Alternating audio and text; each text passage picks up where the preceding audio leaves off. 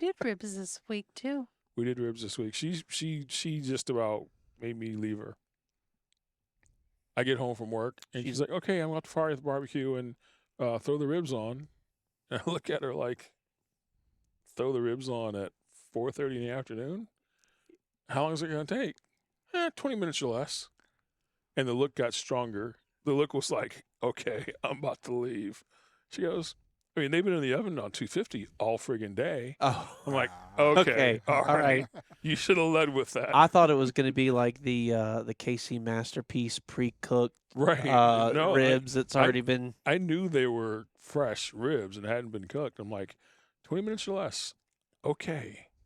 It works for hamburgers. It works for hamburgers.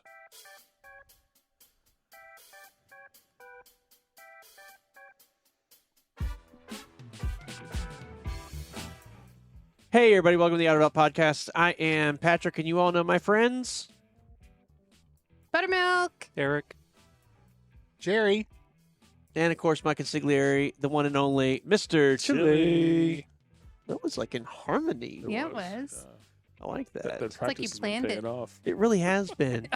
I thought we were going to talk about it. Well, we should talk about it. That's like 30 minutes of my life I'm not going to get back. What, harmony? All the harmony we've Yeah. been doing. I mean, we're talking about doing a barbershop quartet, but so far it's just the two of us.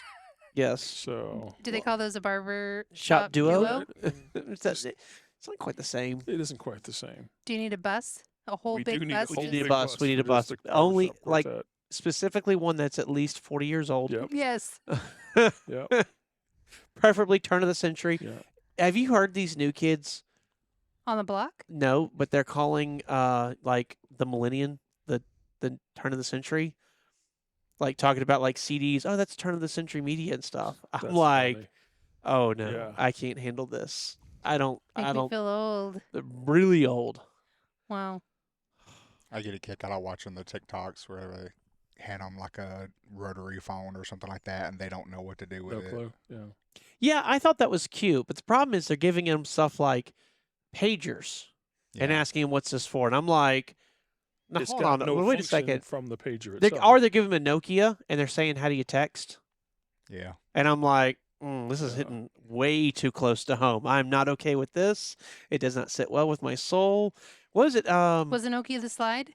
No, Nokia's Oh. regular with Snake. Oh, you The gotta do candy the bar phone. 1, 2, The 3, 4, 5, 6. T9, is that called You T9? know Yes, exactly T9. how many? Yeah. 1, 2, 3, 4. Oh, and the predicted text, how great that Ooh, was. fabulous. Oh, man. It was better than some of the stuff Siri comes up with. I was so fast with it. And I remember going to the iPhone and being so frustrated because iPhone slowed you down so much because you had a full keyboard and you couldn't just feel it wasn't tactile. You couldn't just know where it was. And of course, now if you handed me a Nokia, I'm sure it still works Oh, sure. because those things were impossible to kill. They were But bulletproof. well, not just bulletproof, but they could be reassembled. They could be. I can't tell you how many times back Yeah. in the day I used to work at Hobby Lobby, and I was a framer. I used to frame people. Okay. And and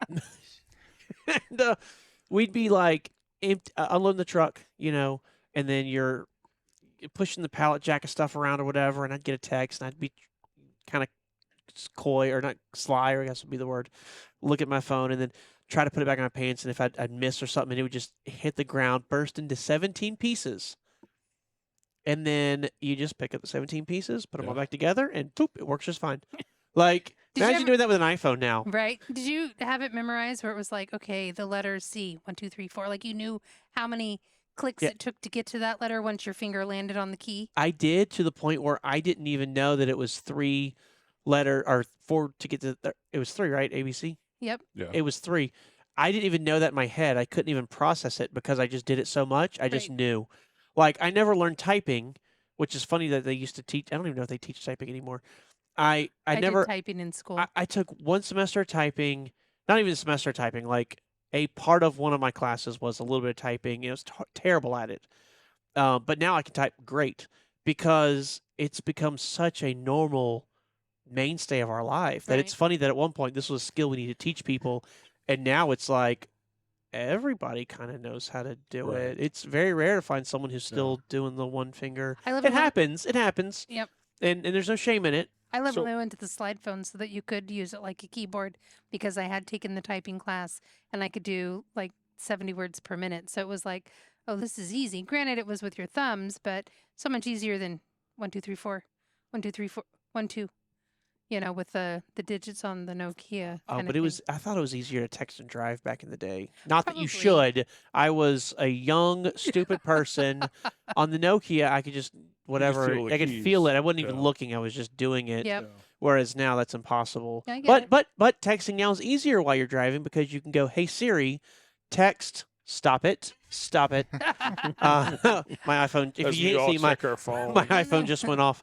But you can tell her to text someone for you and tell her what to say. You don't have Sure. to touch it. You don't have to look at it. Nothing. Yeah. So like that part's gotten a lot better. Yeah. What were you going to So, say, Vince? I still, I don't touch type. Yeah. I don't hunt and peck really though either, and I'm a couple of fingers when I'm typing, but I'm so familiar with the keyboard that if I hit a wrong key, I recognize it. Like the feel is wrong. I hit Yes, the wrong key. And I can I go do that. back and fix it without having to look at the computer screen and go, yeah, I screwed that up. I can go back and fix it just because the feel is just not right. You've got it down in your own manner, but a quick way. Yeah, I know where the keys are. Yeah. So I'm not looking for keys. I'm not the fastest, obviously, Yeah. but I'm productive enough. So you're not doing ASFD or I'm whatever not that doing is that, over no. there. I'm not touch typing, That's been a hot moment. but I know where the keys are. I Nice. actually saw something on YouTube the other day. It was a documentary on the keyboard, and it was pretty interesting. The QWERTY keyboard. Do you know why QWERTY. we have that? QWERTY. QWERTY. Yeah. Do you know why No. we have it? It's a method of where the keys are. The keys you use most often are closest within reach. Yes. That's what I thought. That is not the case. Oh. They designed it because old school typewriters with their arms. Oh, that's right. If they found that a regular ABCD keyboard, you had too many issues where you would have two of the arms pop in at the same time, From and they would close get by. because they're so close, and they would Yeah. actually tangle up. Yep. So they did the QWERTY, the QWERTY version, to separate all that. And so that was their solution. Was they just worked out, okay, well, if these keys are in these positions, they're not going to cross each other because they don't have that many letter combinations. Because what you don't want is two bars side by side, Right. like S and T side by side, would constantly hit each other. Right. It's actually not the fastest form of typing. Because I always thought like, oh, it's the most economical. They figured out like not economical, but efficient rather, because they figured out, okay, this is the most efficient for your brain to work. It's not. There's actually better keyboards out there now, but nobody's going to them because you've got 7 billion people who learned on a QWERTY, and it's good enough. There's a lot of folks that are fans of the Dvorak keyboard. DVORAK. Okay. Where that's what's in the top. Yeah. And it's a geek's keyboard basically. So after we went away from the arms, the hammers, and went to like a ball, Yeah. or even a computerized Word word processor, processor, yeah. then you don't have that, but it's more efficient, they say. But you have to teach everyone, or everyone has to learn again, relearn that muscle movement, muscle memory. My mom had the big metal, huge, heavy, 400 pounds, it felt like, typewriter. And probably all the way up until I was maybe a sophomore, junior, that's what I used to do my essays and book reports and whatnot. You couldn't do it in the style that we do our keyboards now, or even electric typewriters, because you had to strike the key so hard Yes. so that it would lift the arm to strike that ink ribbon to make a letter. But it was true ribbon and it was whatever. But all my reports were done with that. You had to get your fancy white out, make sure it wasn't gloopy and all that. But boy, talk about sore fingers after a, 4-page essay, because Yeah. you literally had to push so hard. And then, I don't know, 7th, 8th grade, I ended up doing typing, which was all electronic key typewriters. And boy, that was so nice. You could even do autocorrect, and it did the little type over with the white out on it. And then now we're up to computers. So So when I was in elementary school and we had to do a paper, computers were starting to become a thing. So they told us on some of our papers we could do them typed or we could write them out if we wanted to. sure. And I was always like, typed. I'm not going to do the handwriting. That's what we had growing up, was a 1950s Right. typewriter. It was cast iron. Cast iron. Yes. I was going to say, if you ever see like in the old movies where they take a typewriter and they sling it against someone's head and they kill the person, yep, 100% believable if they were strong enough. I love the Because if typewriter. they were strong enough to do that, I mean, that thing was going to hit you hard enough to Oh, kill yeah. you. They were so heavy. And I do remember typing, and I do remember getting them crossed. And if you didn't hit it hard enough, and then it was like really soft, and it was hard to read, and you had to kind of do that thing to bring it back. Yep. And then the little white thing you had to do, and then you had to hit the T again, Right, and to so it type only over it. white out just the T. But you ever notice how it wouldn't be the same space It as would the T? never be in the right spot. So I was listening to a different podcast a couple of days ago, and they were talking about how somebody figured out something was a counterfeit. It was supposed to be from like 1983. It was an ID card for a Okay. company. Yeah. And the person who was investigating whether it was real or not, the typewritten information on the ID card was perfectly straight because they had just chosen a font on their computer word processor and typed it out. Yeah. There actually is a font that someone created that for every character on the keyboard, there are 9 different positions that character can show up. And as you use It this font randomizes it. and you type, it randomizes where the font is, so it's not all perfectly lined up. It looks like an old school typewriter. That's very cool. It is very cool. That Yeah. is neat. More geek stuff, sorry. You over there? Did you old timey typewriter it? Oh, yeah. Jerry's still Jerry learning had a to write. quill. I don't know if you've heard of Quill. He went down to the local store there Yeah. in the hills of No, he didn't. North Carolina, and Ink bottles. No, he Ink didn't. bottles. Jerry was poor. You forget that. so Jerry He went and got out- the he went and got he went down to indigo. the creek He got and pulled a feather off a duck. yeah, make his true, quill. true. And then they went That's and funny. he grabbed a piece of It's charcoal funny from 'cause the it's true. a piece of coal from the family and crushed it, Right, and then add a little exactly. water to get that right texture. Yep. That's funny. You? How about you? Old school typewriter? Oh, she just accepts that as your answer. Well, that was Did it. you do quill?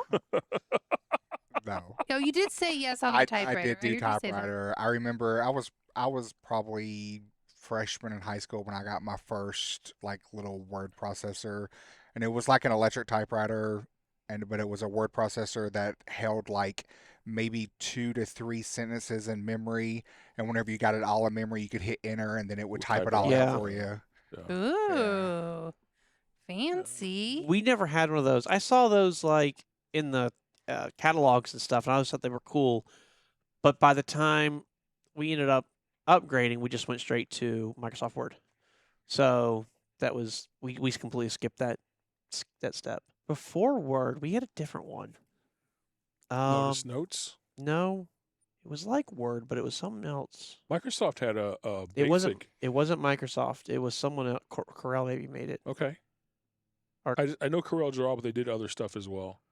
Yeah. Um, And I WordPerfect. can't think. Yeah, Is there Word you go, Perfect one? WordPerfect. That was it. So we had WordPerfect Yeah. as a kid.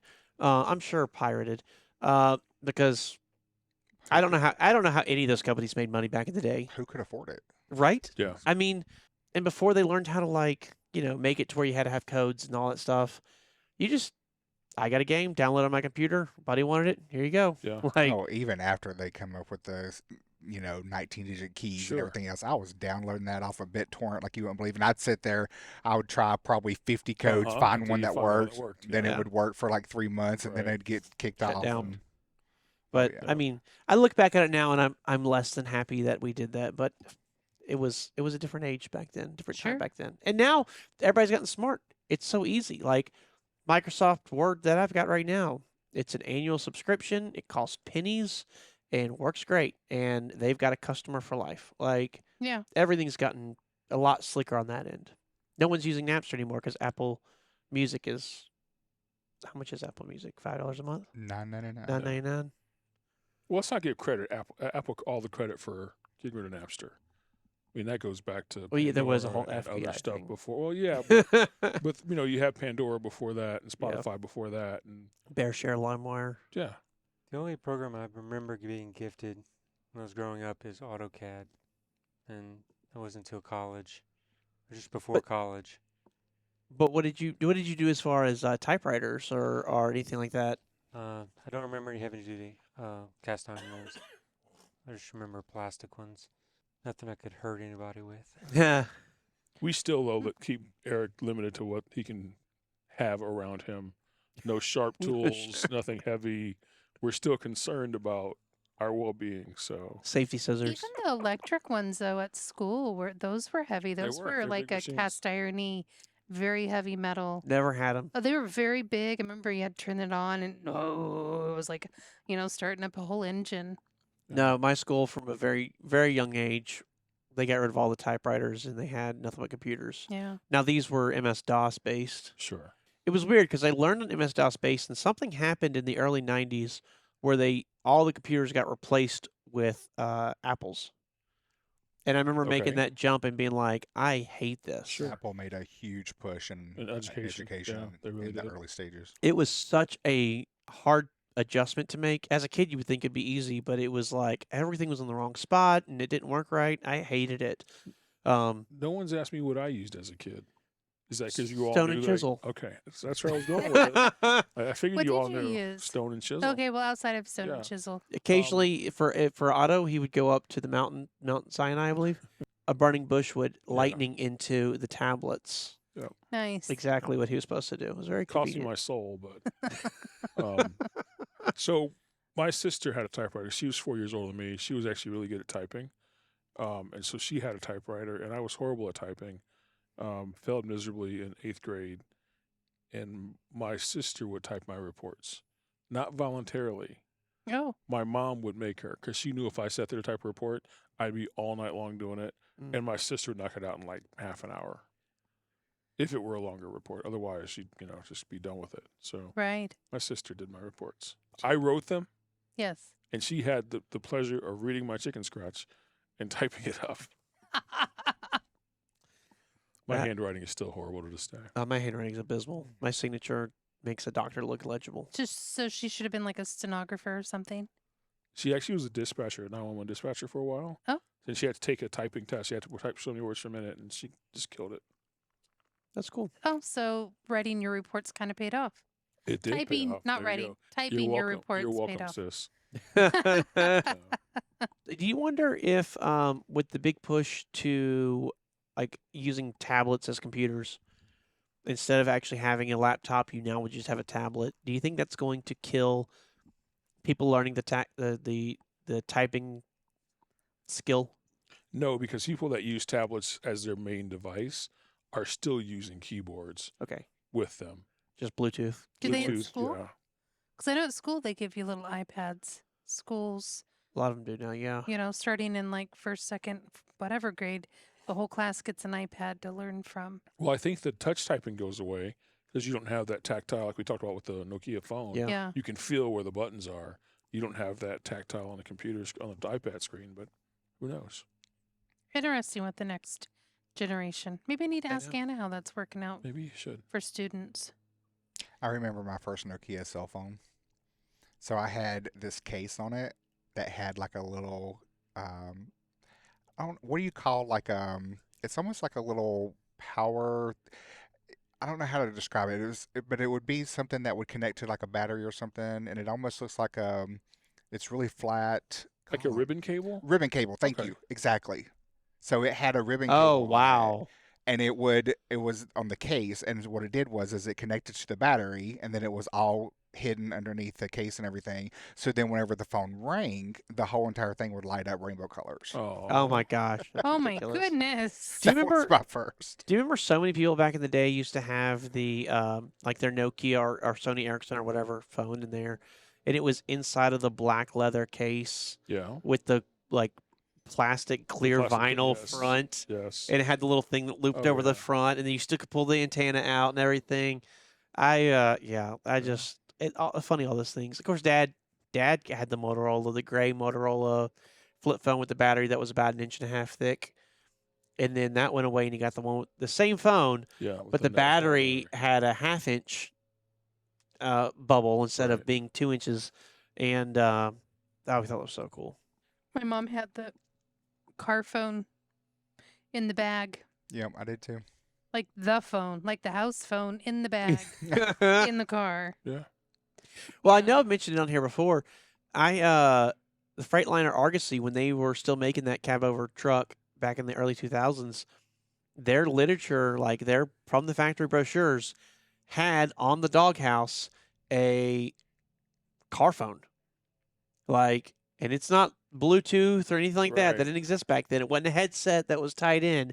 It was just a phone. You just pick it up and you. I think you actually it had the phone, and I remember other phones having this. Do you remember the phone that the numbers were on the back of the handset, Yes. so you could like dial and Right, then and then pick pick it up up, and yeah. do it? It was one of those Yeah. phones. But That's the way my bag phone was in the car. when I got to use my dad's phone for the first time ever, because I pressed like send, and then I started to put the number in, and it wouldn't let me, and I'm like, what's happening here? Yeah. Because I was so used to, like, you pick up your phone at your house, you get a dial tone, you put the number in, and you listen for it to go. And this thing was the complete opposite. You had to put your number in first, and then hit send, and then that would connect your number. And it was just like, I remember being so confused by that. Yeah, Yeah. and there was no dial tone to listen for. There was no either. dial tone or anything. Yeah. It's just, modern I'm- technology was that learning curve. Good old Yeah. cell phones. And now you don't have to you even have to do that. You just say, "Hey Siri, call." Hey Siri, call Eric. No, not you. I'm just kidding. Yeah, never mind. Sorry. Oh, my phone's calling Eric Hyfield. That's funny. Ah. I don't know about y'all, but this past weekend, I had so much fun. Oh, I had a lot of fun too. It was a busy weekend. It was a fun. busy weekend. We did so much. I just want to focus mostly on Sunday. Sunday. Live at the Circleville. Yes. We had the opportunity to go hang out with some Hyfield family, Four teams. 4 teams, and have a nice barbecue Yeah. outside of the at the truck stop. Yeah, Loves. I loves, yeah. Yep. They Uh, did some tailgating We've or done lift gating. lift gating, I think is what they call it, Lift-gating, yeah. right? Yep, lift gating. It's hysterical. I love it. Some of those trucks, that's the only time the lift gate gets used. Well, that's their test to make sure it's working monthly. That's right. That's right. I thought it was great. Had the opportunity to go out there. Got invited. They were going to do it on Saturday. We had scheduling conflicts, but they bumped it to Sunday because one of the teams wasn't going to make it there from a load they just delivered. So they bumped it to Sunday. So we were able to go and really have a great time of fellowship and just hanging out with everybody. A couple of teams I've met, a couple of teams I hadn't met. So it was good to Sure. shake hands and all that good stuff and just have conversation and just shoot the breeze. Like, Yeah. if you ever hear us, because we've done a couple of these before and been to them since we've been doing the Outer Belt, and we've talked about them before. But if you ever go to those, we don't really talk business unless you want to. Then we're willing to have Sure. that conversation. Sure. But we're really just there to hang out and enjoy each other's company and stuff. And Be human. the human being. Yep. And eat and eat and eat. There was a lot of good food. I love the way they again utilized parts of the truck to make it all happen Yeah. because it was on the cusp of a big rainstorm, so they just opted to use load bars to make a buffet table inside the box. Yep. And then lined up all the plates, which I thought was really cool, just in case. And plus, they didn't have tables big enough. I suppose you could have put it on another lift gate, but that's what they opted for. Very ingenious. Yep. I think they were trying to avoid the shuffle of getting everything put up when that rain hit. Right. Because we really did hang out right until that rain hit, and it was a storm. It wasn't just rain. It was a storm. it was a storm. Yep. And but they had Jay was out there barbecuing, and so was Chris. Yassine. Thank you. That's right. Was out there making hamburgers, and somebody brought pasta salad. I think I didn't. Y'all may know more. I didn't get the names of everybody. It's Christine. Christina brought the pasta salad, the Potato salad. potato salad, and the fruit. watermelon Yep. fruit thing. It was And really good. I didn't have the fruit, but I did have the pasta salad and the potato salad, and they were both awesome. Yep. I love good homemade salads and things like that. They're just so much better than store bought. The barbecue was great. The pulled pork, which I loved, and they had you've heard of the 4-6's ranch, right? Yes. They had Yes. 4-6's barbecue sauce, so I used that with my I'd never seen it before, so I used it with my pulled pork. It was really tasty. Yeah, just I had a great time. It was nice hanging out. Brought the fold out chairs and just Kicked it. yeah. Just hung out. Yeah. It was a good very time. nice. It's a good It's time. very nice. I enjoyed it. I know Jerry and Don, y'all were going to come, but you had a obligation in Michigan that you couldn't get out of. But it that was, that would have been the one thing I think that we would have been just like one of Don's famous brownies or something. Yeah, Could have really that would've just. been nice. You were missed. They talked about outer did. belt They not did. being all together. Yep, they talked about you. Where's Dawn's goodies? All of those kind of things were talked about. Yeah, we talked about you. I'm Is sure it you weird did. that they talked about Don's goodies? I mean, without you there, I don't know. Everybody talks about Don's Okay. goodies. It was, As long as you're okay with that. was very fun. So we left there, and again, the storm was rain. It was already upon us. It was raining, and we ended up driving over, and there was a park over there we've been talking about visiting. So obviously we couldn't go and hang out, but we wanted to go like put eyes on it and see if it's a nice place or not. Drove around it for a while. Got to see a huge lake. I mean, the lake was. It was wild. It was like a hurricane out there, and It watching was. people seeking shelter and stuff. Yeah. It was friggin' Yeah. hysterical. It rained pretty hard. Yeah. And then got back to the house and called it a day. And we did have a long weekend, and I was beat after that. I was like, I'm gonna sit here and do absolutely nothing. And that's what I did. Nothing. We did something Friday, Saturday, and Sunday. Yes. So Monday was a nice reprieve. We did go grocery shopping, but We did. outside of that, it was like nothing. We didn't do that. We did a little bit of honeydew list around the house. But that was it. It was really just a relaxing day. Watched a couple movies. Yep. Cooked some food we already had, like just chill.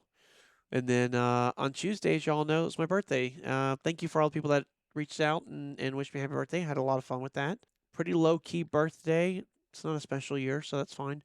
Don was supposed to make me a cookie cake, but that didn't happen for some reason. But I guess y'all talk to him about that, won't you?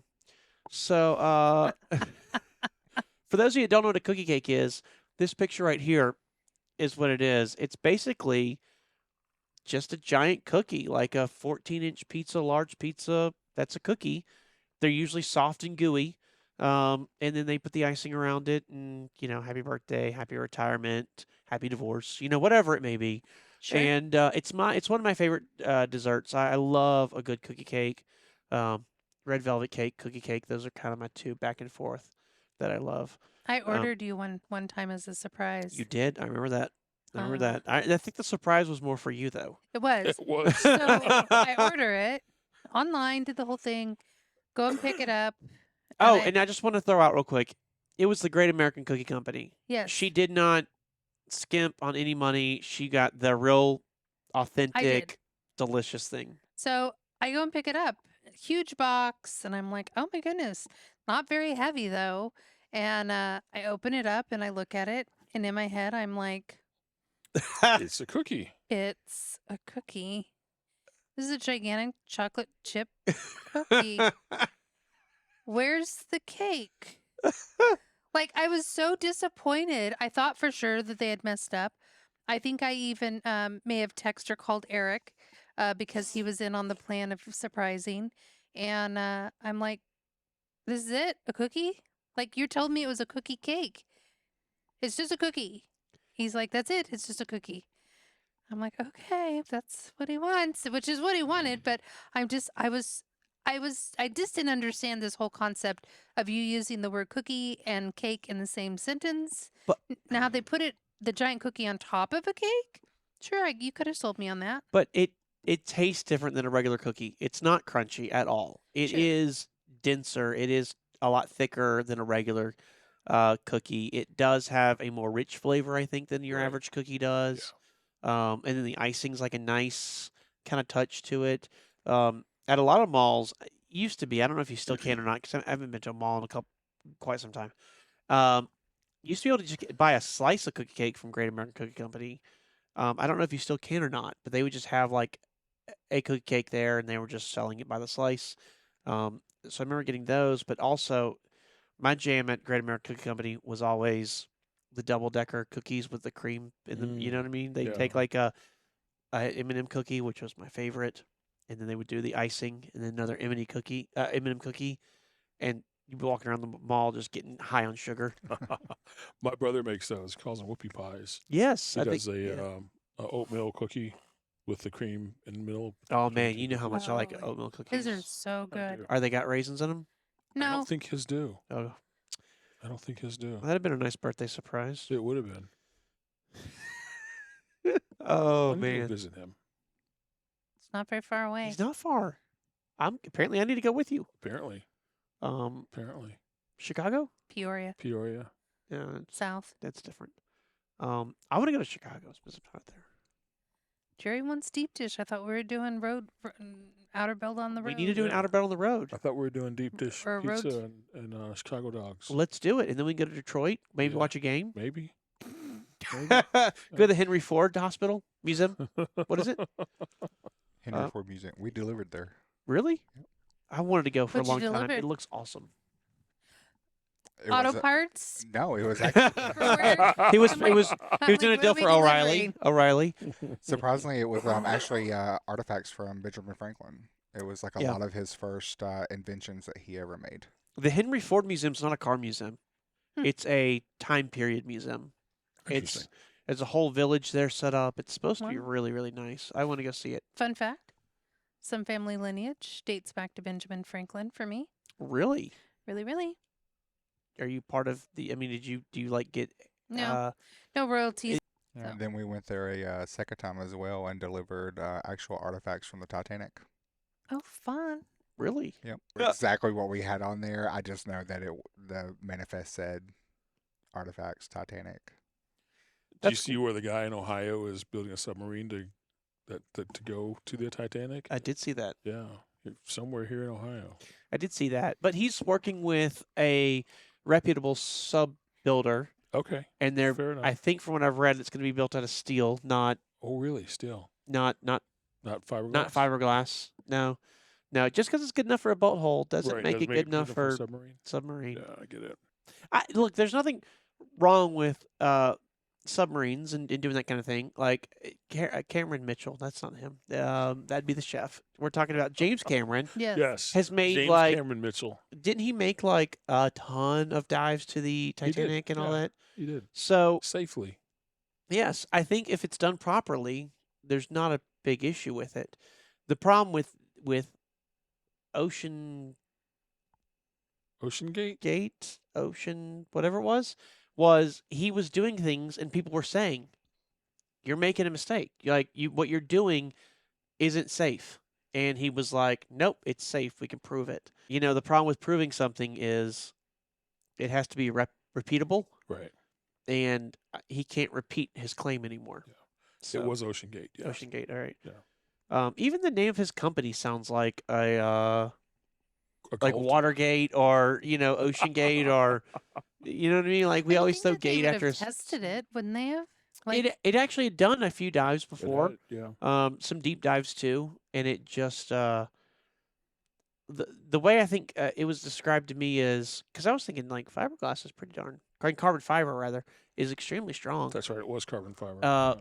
But carbon fiber has a lot of like pull strength. Right. So when you pull on it, it gets stronger. When you compress it, it doesn't have a lot of compressive strength. I And the see. problem is when you're down that far, you've got all this weight compressing on you. And a couple dives weakened it, and then this last dive did it in. But that's why I use titanium and all these other alloys and stuff they've got that are way more expensive, but they're proven, they're safe, they can handle that pressure. I mean, steel and all that does because that's what we build buildings out of. It's what we build bridges out of. That's used to that compression forces. I do wonder at what point do we need to leave the Titanic alone? That was the other thing I saw was like, okay, you're going to build a sub. You're hopefully doing it the right way with a company that's going to make it safe, and you're going to go and prove that it's safe. But at the end of the day, it's like, are we not exploiting a graveyard? We don't take subs down to the Arizona. We don't go visit other shipwrecks. I guess we do in some cases, though, don't we? We do. We also go visit certain graveyards. Yeah.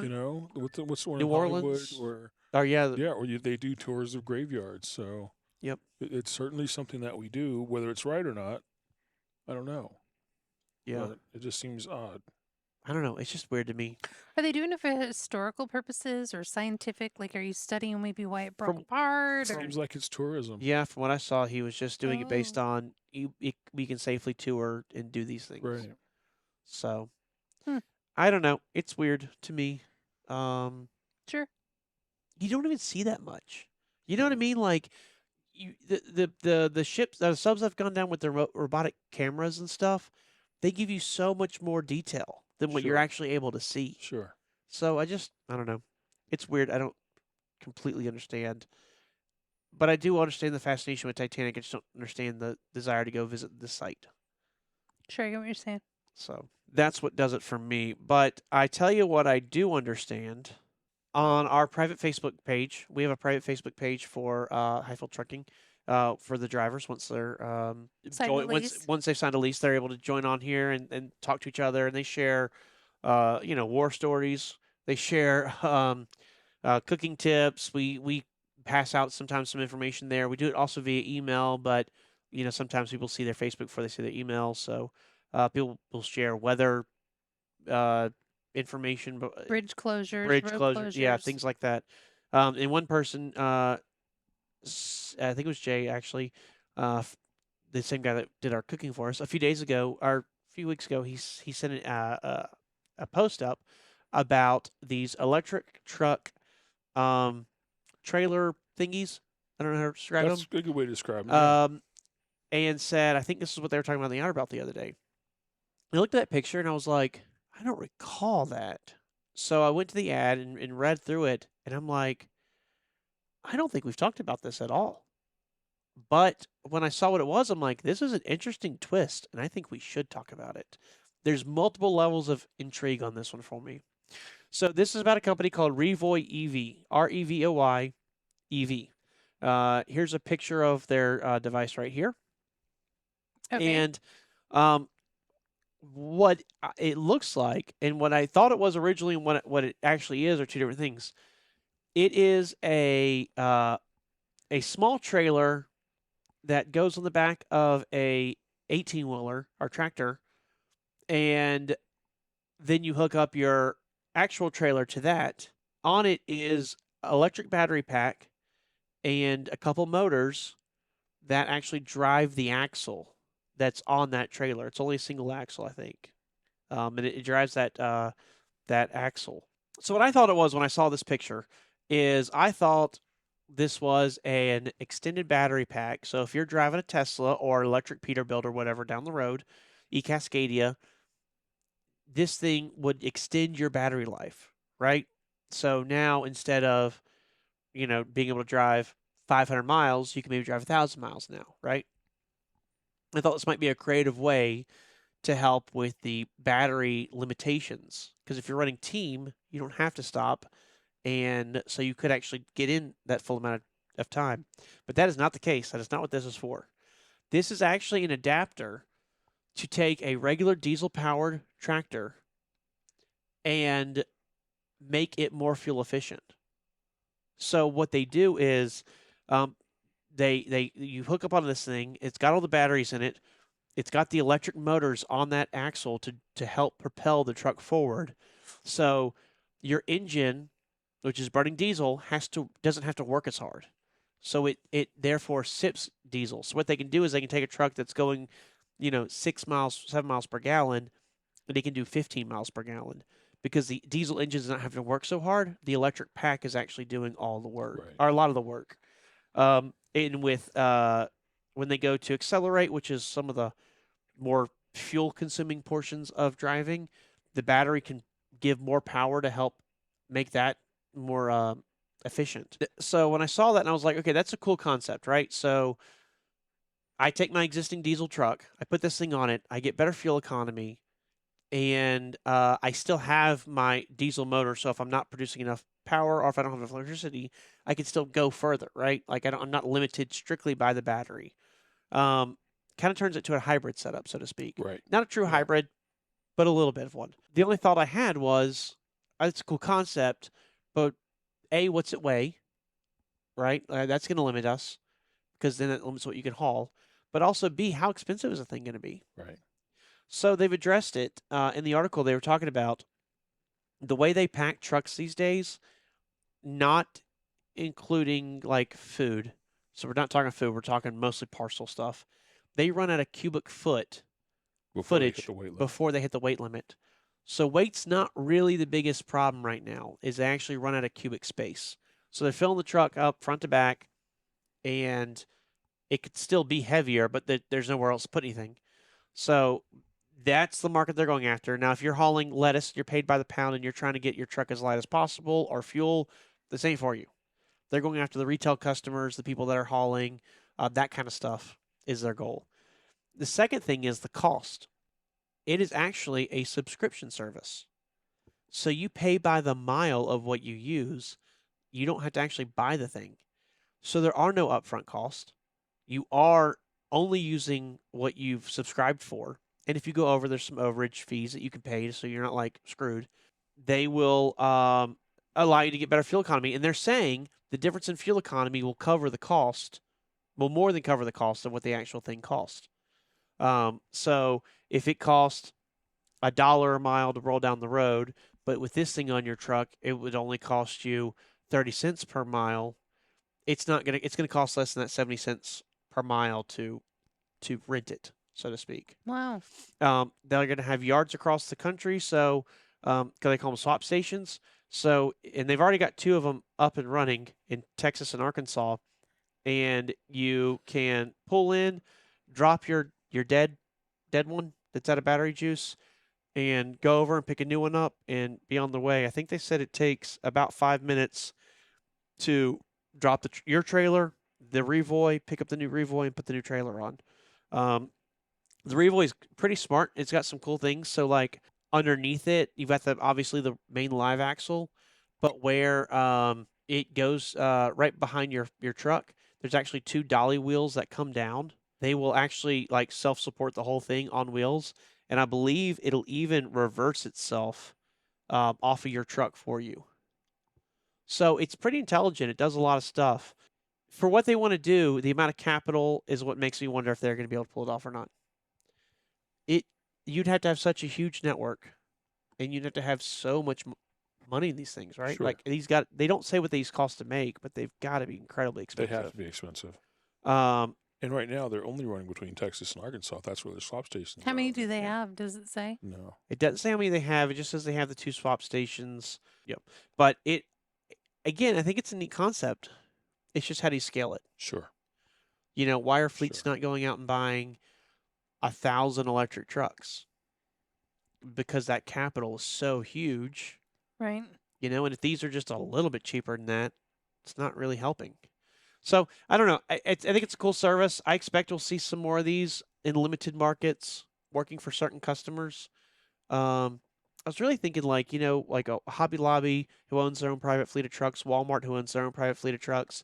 I think they would see the biggest benefit out of these kind of devices. And the fact that it's based out of Arkansas makes me think, I wonder if it is Walmart. Running stuff down back and forth from Texas. Could be. Is it considered pulling doubles? It doesn't say, but I'm assuming it has to. It doesn't say, and apparently there's like, because it's pushing a tractor that's already being pushed and it's on a pivot. It says it's smart enough to figure that out as well, so that it's not, causing it to jackknife itself or something. In the wrong place. Yeah. So it's apparently smart enough to know how to do that, but it's a weird concept. The thing weighs about 22,000 pounds, so it is very heavy. Sure. And I could see this being the swap stations being installed in depot and terminals like a Walmart terminal or UPS terminal or anywhere that's running LTL or private fleet point spoken wheel kind of thing, where in the terminals you have a swap station, or they just have a charging facility in the terminal where they can charge it overnight, or during the non-use period. And the next driver picks it up and keeps going back the other way. Yes. To the next terminal. Or the other terminal. So. Well, they did say that it's. I know I said 500 miles earlier. It's 250 miles is the range. So you figure that's what 4 or 5 hours of driving. So I could see you putting that, like if you had 2 major hubs, it's a common freight lane. then you could put a swap in the dead center of that, and then a driver could work his full 10-hour shift Right. and do the swaps. Yep. Still be able to pull in, swap over, and then go and finish up their shift there. So, yeah, it's very interesting. It is an e-axle, which means the axle, the motors are built into the axle. There's not like a drive shaft or anything like Right. that. I'm kind of curious to see if it actually works. You know, there's the product itself is unique, and then there's the whole can you make money at it? And then I also wonder, as fast as electric truck evolution is occurring in design, will this even be relevant in 10 years? Right. Well, it may not be, but if they can get them out there on the road now and build their network now and get a foothold in the market, because no one has a foothold in the market right now in electric tractors. Nobody. Tesla's struggling. They wanted to have 50,000 tractors on the road by 2025. Yeah. They've built 200. And you see with Tesla, especially, big news out of Tesla a couple weeks ago was that Pepsi bought 50. Not 50,000, No, not 1,000, 50. not 500, not 150. Which, when those 50 are delivered, brings their total fleet to 83. Right. And those- and other Tesla customers that have placed orders for Tesla tractors based on Tesla's projection having 50,000 available by this year, or I'm sorry, this year. Yeah. They're still waiting. Yeah. Those tractors haven't been built. They haven't been delivered. Pricing has changed. There's a lot of changes there. I mean, Tesla has a nice product, but if they can't deliver them fast enough. There's also a cost of money concern, right? Like everybody knows the Fed has raised the interest rates. Sure. So people that placed orders 2 years ago, because on the Tesla tractor thing, we're talking people who placed orders 2, 3, 4, 5 years ago. Yep. Did it expecting, all right, I'm going to pay 4% Right. on that loan, and that's how we're going to factor it, and we can make a business model for it. Well, you turn around and say, okay, well, now you're going to pay 10, 12%. Yeah. That's night and day different. Yeah. That cost of money, even though it doesn't seem like much, could be thousands of dollars a month more Oh, sure. per unit. And if you're budgeted for X number of dollars, and your plan was to buy, let's call it 100 tractors, Yeah. with X number of dollars, it might be that cost of money is so much now that you're buying 90 tractors with that same money. And that's just roughly throwing it out there. I mean, I don't know the math on it, but it's a challenge. Yeah, it absolutely is. I think the people that are moving forward, the Pepsis and the Walmarts and such that are placing orders for these things and trying to get them, right now they're trying to, by good faith with government institutions, Right. that they are trying to get their emissions down. Yeah. It has nothing to do with the business model. No. I don't think they cash flow yet because at the end of the day, a $500,000 tractor doesn't save enough in diesel to justify its increased price. Right. Especially now that diesel's coming down. Yeah. When things like that happen, like diesel's starting to come down again, tractors, the market has gone cold. Not cold, but it's definitely not as hot as it was. So the price of tractors are coming down themselves.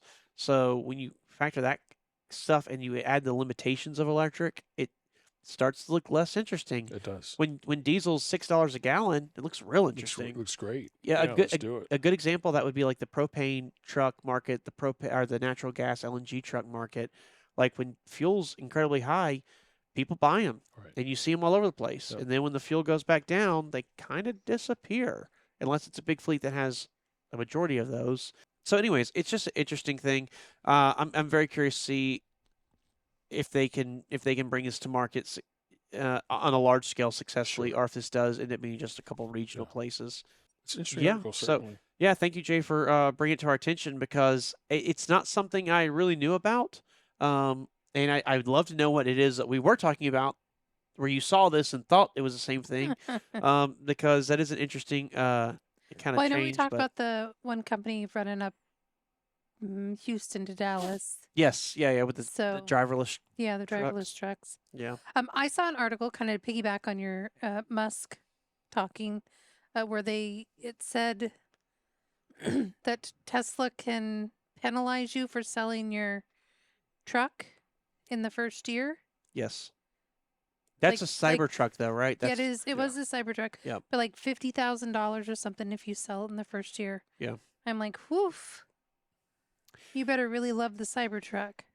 There's been a lot of interesting financial things people have been doing lately. That's one of them. If you resell it, you get in trouble. But also with leases, there's a lot of leases that are going out now that, traditionally at the end of your lease, you have the option to buy it back. And if you don't want to buy it back, you can then sell the car or the vehicle and then pay the lease off or whatever. Right. There's a lot of leases that are going out now where they're saying you don't have the right to buy the car back. Like it's a 3-year lease period. At 3 years and 1 day, we're taking the car. Period. And there's other ones that are saying if you want to buy the car, you can, but you can't sell it. Like there's no option. If I have a car that I'm leasing and Melissa, you're interested in buying it when I get out of it, that's not an option. And that has to do with the cost of cars inflating as fast as they are. So they already know based on their projections that it's a better deal for them to buy your car and resell it than it is to let you take it, whereas that's traditionally not been the case. So it's very interesting. The money side kind of goes back to the truck we were just talking about. Like interest rates have changed, the price of goods have changed, Sure. inflation has changed, and all that really determines who's buying these trucks and when they're buying them. This equipment is not like buying, a Chevy pickup and getting a credit app and getting 0% interest for 5 years. It is way more complicated than that. And I have my Jeep because I wanted it and like it. You can't buy a truck based on I want it and I like it. You have to have a business model there to support it, and all that factors into it. It's not Right. just what's the cost of the equipment. It's also the cost of the funds. And these people, these big companies, they're not paying cash for it. I mean, some are, but most aren't. Most it goes on the books. It's a depreciating asset. We're either going to lease it. A lot of people lease them. So a lot of the people that are buying Tesla trucks, not Cybertrucks, but the big commercial ones, Right. they're not really buying them. They're leasing them. Or if they are buying them, they're using money like loans and stuff like that because it makes more sense on a depreciating asset. Melissa, you also had an interesting article. It kind of piggybacked off the one from last I week. know. It was a feel good one.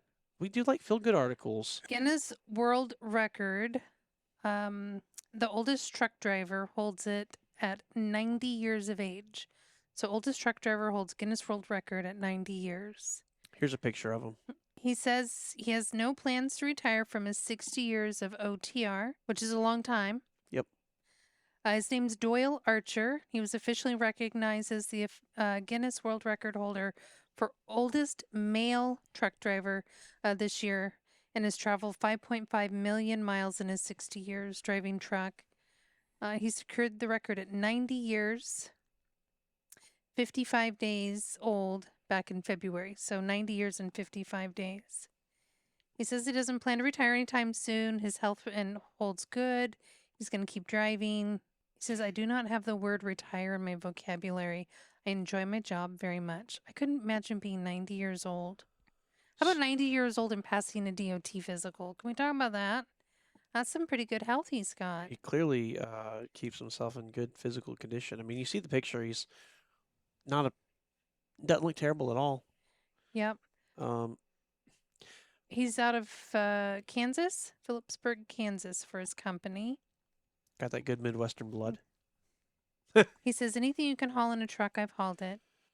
My favorite views I've been able to witness are the mountain views, scenic prairies, and the timbered forests of the great country. I just thought it was a really great story. 90 years, and he got a national, recognition or Guinness World Record for it. Think back in the 1960s when he started driving. The trucks have changed Sure. so much since then. Yeah. He was driving back when they didn't necessarily have seatbelts. Little things, Yeah. Air conditioning was optional for only the nicest highfalutin. Right. We've seen them where, like in those 1970s and 80s trucks where they're retrofitting air conditioning into them, like in the 60s.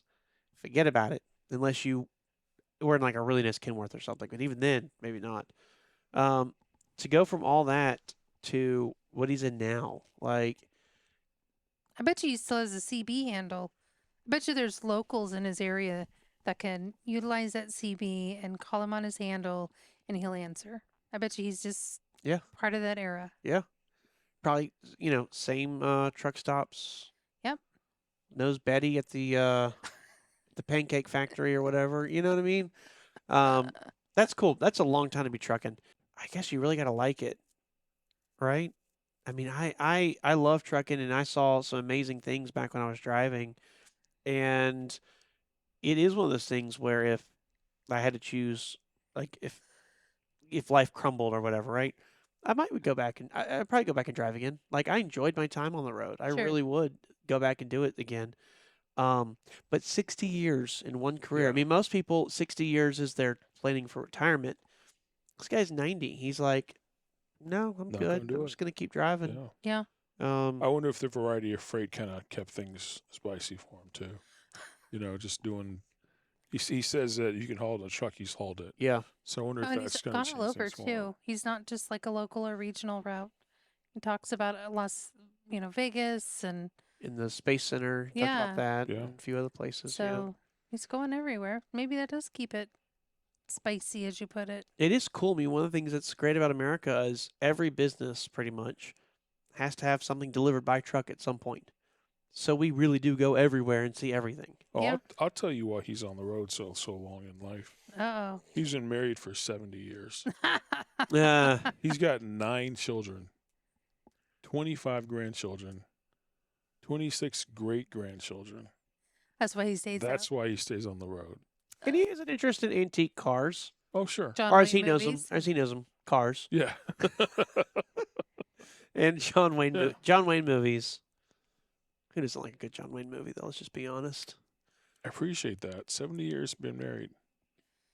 That means- he's got 9 kids. That means they were 10 years in their relationship before he started driving. Yeah. And now you know why he started driving. He actually, it does say that he worked for a lumber company, and that's what he wanted to do, but his asthma got to him, and so he wasn't able to hmm to work there anymore. So Yeah. interesting. I do like that the cactus on the side of his truck almost looks like it's a hand flipping us off, but you know, It kind it of kind of does. does. It kind of does. Oh, that's Yeah. funny. That's awesome, though. 60 years behind the wheel, 5.5 million miles. That's pretty awesome. I hope that I'm kicking as good as he is at 60. Right? 90. At 90, sorry. I hope At he is 60. as he is at 60. Sorry. Shoot. At 90. Yeah. What a great time.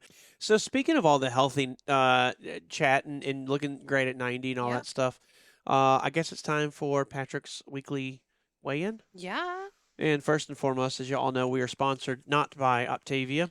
Right. And today's fueling is going to be the classic sour cream and chive mashed potatoes. So what these are mashed potatoes with sour cream and chive. That title that you read wasn't very descriptive. It's sometimes. not very I'm descriptive. glad you described Sometimes it for it's- us. And tell us what Sometimes it it's is. confusing. Yes, sometimes it is. It's it's dried potatoes. It does have milk and chives and eggs in it. It actually tastes pretty good. The texture's a little off for me. I do like it. I still order it because it is tasty. It's less of a potato and more cream of potato. Waffle maker or the pancake maker. Yes, make yourself a potato pancake. Oh, that's a Or, good idea. A uh, little less water. Yeah. Yep. So it'll make a potato pancake, so it'll be crunchy and a little creamy. The waffle maker, though, makes the whole thing So many crunches. almost like a French fry Yeah. Oh or wow. a hash Like brown. a waffle fry. Okay. Mm-hmm. Okay. Okay. I'll try it. I'll try it. But this And it doesn't take long. and I've always been. I mean, again, I've always been lazy, so it's always just in the thing. Add the water in the bowl. Add the water, Which is microwave it, eat perfectly it. Fine. And it is good. The texture is just a little off on this one, but I like these ideas. I'm gonna have to do the waffle maker thing, kind of a French fry thing. Maybe I'll have to show you how to whip it up. Whip it real good. Make one. I'll come over and tutorial you. So that is the feeling of the day. Again, these are all nutritionally similar. So if you like this one, you can have 5 of these in one day, and it's the exact same as eating one of the other ones. The side, I call this a side one because potatoes aren't really a main course meal. It's always a side. These would always be afternoon or nighttime Sure. something to eat, because it is kind of a weird, like you might eat just a pancake, but are you going to eat just the potatoes? It's a little odd. So that's what I always did, was just kind of use these as in the afternoon, or if I'm having a day at the office, then it'll be like a pasta, not a pasta, but something for lunch, whatever of these I'm in the mood for, and then 2.5 hours later have one of these, and it's almost like I'm just having a long lunch. Right. That makes and they sense. kind of work off each other. So I've seen too that you could do it soup style. So you just add, oh, obviously, that makes sense. Potato soup. quite a bit more water, and Yeah, it could be like a potato soup. that'd be kind of cool. You could even cheat and put a little cheese on it too. I mean, Yeah. You could even If do you- that Yeah. with the way it is. I mean, because the program does allow you so many fats. yes. So you can add. They say don't cheat everything, because if you cheat everything, They then add what all are you that really stuff. doing? Right. Right. But every now and then, a little something like on the buttermilk mac and cheese, I add a little cheddar cheese on top. I think it makes a world of difference in how it tastes. And again, I'm adding tablespoon of cheese. Right. You know, like not a ton. And it just gets it to that level I need it. Right. Right. So, Right. but I did step on the scale this morning. Whoop whoop. And I did see that number. well, it's always going to give you a number. Sometimes Unless it the gives me an battery's E. dead. Sometimes it Yeah. gives you an Gives you E. the 0 You stepped on too quick. Air. Danger, Will Robinson. Just to recap, the last 2 weeks, it's Yes. been 270.462, something like that. This week, Yes. I'm proud to say that we are finally in the 260s. Nice. 266.8. 266.8. Wow. Yes. Wow. Yes. I'm Wow. impressed. Yes. Nice work. Yes. Was it the haircut that helped? It was. I I'm lost. just I did lose. kidding. I lost a pound of hair. It probably had to do something. I'm right? kidding. Congratulations. I don't want to discredit your hard work. Well, I was worried about it too, because all you people that made me go down to Circleville, and again, I already told you I had the potato salad, the pasta salad, because it looked so fresh and delicious, and it was yummy, yummy, yummy. And I put the barbecue sauce, which is sugar, all over my pulled pork and everything. I just knew I was gonna just blow up, but I tried to just like focus on that being the main meal of the day, as opposed to eating a bunch of fillings that day. I actually just scaled that back and just had that. And I had water, and even I did have Coke Zero out there with everybody because I wanted a little caffeine. That I just made sure not to put anything else in me, because I knew, I'm like, man, when you're eating like this, it's so easy. It just takes a little bit of push, Sure. and then you've knocked yourself out. And so, yeah, I feel pretty happy about it. Good. That's awesome. Nice. Yep. That's awesome. Congrats. Thank you. You should probably go Congratulations. celebrate tonight with a nice piece of cake. I was thinking cheesecake. I got a Junior's cheesecake in the freezer, and I just need to thaw it. And I don't have a Junior's cheesecake in the freezer. It's in the fridge.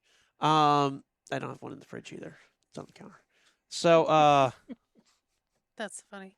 no, I love Junior's cheesecake. I'm a huge proponent. This diet sucks for that. But you know what? I'll have Junior's cheesecake when I hit the goal weight. There you go. So, There Bye-bye. you go. Yeah. Yep. So, anyways, that about wraps it up. Did we forget anything? Anybody got any announcements? Any last thoughts? I have something to share with you all. Oh. One more episode. We have one more episode before our summer break. Oh. So be sure to join us next week. Be our last episode. Then we're going to take about a 6 or 8 week pause, and then we'll be right back up. But yeah, we are one more episode left. Please, if you like what you're hearing, tell your friends, share our content, hit that like and subscribe button. If you haven't, give us thumbs up, leave us comments. Even if you just say, "Good job, Fatty." I know it's from the heart. This is a good time too to go back and just rewatch or re-listen to the previous episodes. Just Absolutely. kinda, Yeah. if you need something to keep you going while you wait for us. Maybe you joined us in season 2. Yeah. There's a whole season Whole 1 season that's 1. got lots of content out there. Right. You get to see how we've changed. If you're watching it, you see how we changed this this configuration up a lot more. You get to see what life's like pre Buttermilk and pre Eric. Yeah. And you can vote and tell us where you want them gone or not. Yeah. I think Oh. that's a great idea. What, the voting? Exactly. Some people Yeah. are just trying to get out of work. Exactly. So no, it's Topics. Think about all those topics you have now. You have lots of great ideas. Start sending them over. yes. Email. Yes. The Outer Belt Podcast at gmail.com. Or if you're listening to us on a podcast app, you can hit the comments. Not comments. Contact us. What's it called? Text us. Text That's us. right. Text us. Yeah. And you can. It'll text Jared Bear here. You can go to our Facebook or Instagram at the Outer Belt Podcast, and you can call 833 Hyfield. You can call 833 Hyfield. You'll talk to Buttermilk or Delina or Jerry, or Kayla. Thank you. You can send us a carrier pigeon. Jerry's address is Columbus, Ohio. Yeah, just address it to Jerry at Columbus, Ohio. The pigeon will find him. Yeah, Yeah, it's got to be they're one really of smart. it's They got to really be one of those like Hogwarts pigeons, right? Like our owls. I guess those are owls. Just to know, just generically, this is the exact Jerry I want it to go to. Yeah. It comes Um, by every day around noon. Right. Or tap it out in Morse code. I'll get it because I'm the old guy here. So. Yes. Yeah. I was thinking about that, and I was thinking about you. I watched a movie just last night on Apple Plus called Greyhound, Okay. and it's about the convoy. It's a great movie. You haven't seen it, go watch it. It's got Tom Hanks in it. Who doesn't like Tom Hanks? And he's the lead ship in a 37-ship convoy going from America to Europe Yeah. during World War II. And there's a section in the middle of the ocean where the planes, the anti-submarine planes, can't reach Yeah. because it's just too far away. And so he's there to defend him and 3 other ships, I think, Eric. Was it 3 other ships? 2 or 3? Yes. And it just it shows them how like they attack the U-boats. When the U-boats were successful, what that look like? What the rescue look like? How many people passed away in it? How, all this stuff. Because it's only a few days that they're actually in that zone. And outside of that, then the airplanes come in, they just hit the Right. U-boats. So the U-boats don't even go in the area where the airplanes are. And so it was a really interesting movie. But in the middle of the movie, when they're trying to communicate over long distances, they can't really do that via radio. They can do short distances. If you come up right next to them, you could radio. But 37 ships, so you're talking long distance from Right. front to back. Sure. They would use lights, Mhm. and they would tap out Morse code in lights, and then the other person would respond in lights. It was also convenient if you had a U-boat because U-boat can hear your radio. They cannot see your lights. And so it just made me think this is what Vince did Yeah. back when he was younger. It is. And It is. it was a great movie. I encourage you to watch it. It's hour and 36 minutes. You're in, you're out. It's not one of those 3-hour war epics. Right. I broke Um, into the shipping industry as a deckhand, swabbing decks and that kind of thing. And Yeah. but that's as I worked my way up, you had to learn Morse code if you're going to work on the bridge. That makes sense. Period. Makes sense. Right. Yeah. So I had to learn that. I had to learn the signal flags. Before that, it was smoke signals. So I had to know that first. Oh, and yeah, just, yeah. Just a lot of knowledge in this big brain of mine. Well, they did the flares. I'm sure you remember the flares for when they had the flares emergencies. Flares were after me. Oh, okay. Yeah, Okay, flares okay. didn't come along till after I was Gotcha. already out of the industry. I gotcha. Yeah, so You were back in that time with Paul Revere. not quite. I was Okay. just after Paul Revere. Gotcha. Just after him. I wish I'd have met him. But they still called him Paulie, right? Back in the day. Paulie. Yeah. I remember hearing about good old Paulie. Yeah. Um, The red coats are coming. The red coat. Yeah. see, I never had that form of shipping. I built ships. Okay. Okay. So it's a different perspective. It is. I built fire ships. Okay. They're like fire trucks, but they Bu- float on the water. on the yeah. float. Yeah. Yeah. And when I was building fire trucks, we had fire ships. We had to learn how to install the Morse code equipment. Okay. And so that was my experience. But by the time I came along, they weren't doing light signals anymore. It was just a beep beep beep beep beep beep beep beep beep beep beep beep. And so we had to install a little tapper. Yep.